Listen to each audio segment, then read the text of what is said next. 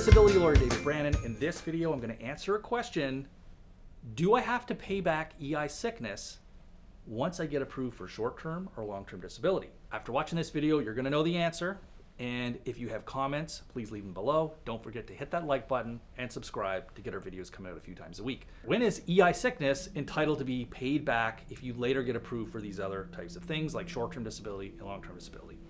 First thing to understand is that EI sickness is entitled to be paid back when other types of payments come in during the same week that you got EI sickness. So when you're on EI sickness, you're supposed to report to them if you have other types of income coming in, and they're allowed to reduce what they pay you if you're getting these other payments. So examples of other payments would be working, short-term disability, long-term disability. So what happens is that when you might get all these EI payments. Maybe you weren't in fact receiving any other payments during that time.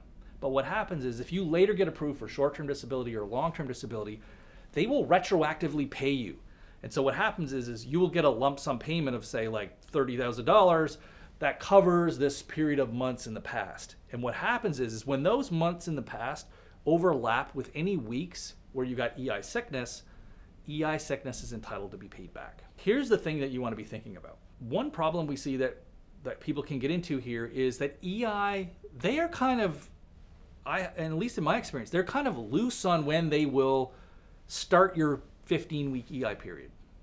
So one of the things, if you have not, let's just say you have not received short-term disability or you don't have short-term disability, but you do have long-term disability, it's going to be very important for you to make sure you push back your EI sickness period as early as possible so that it does not overlap with your long-term disability.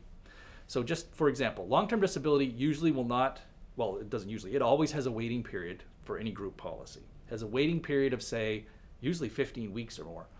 So long-term disability can't even start until week 15, 16, something like that. You want to make sure that if you're applying for EI sickness that you get it pushed back way back to the start of your disability period.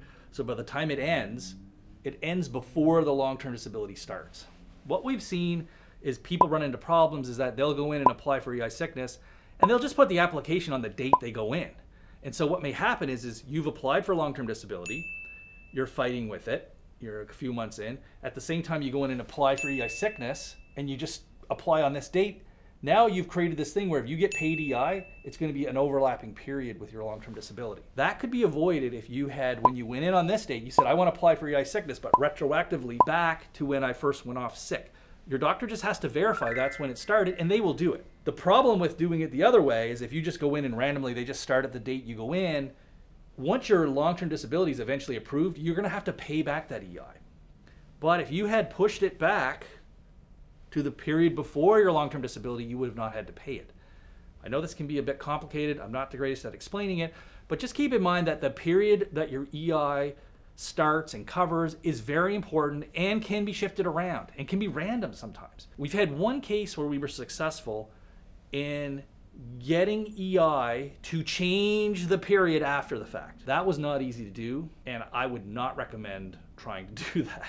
I would recommend when you're applying for EI, make sure that you get the period right from the start. Very hard to get it changed. We were able to do it, but I'm not sure they would do it in every case. But just keep in mind, if you're watching this video and you think, oh no, I could have applied earlier, well, there is a process there where you can appeal to them and get them to try to move the period back. Usually you have to wait until they're demanding a repayment from you, and you can say, oh, wait a minute, no, my appeal for not repaying is that this period should have been earlier, and when you shift that period back, there's no longer an overlapping of payments, and now I don't owe you anything. If you like this video, hit that like button. I'm sure you have questions, so put them down below, and we'll get back to you to clarify points, and I'll see you back here next time. Take care.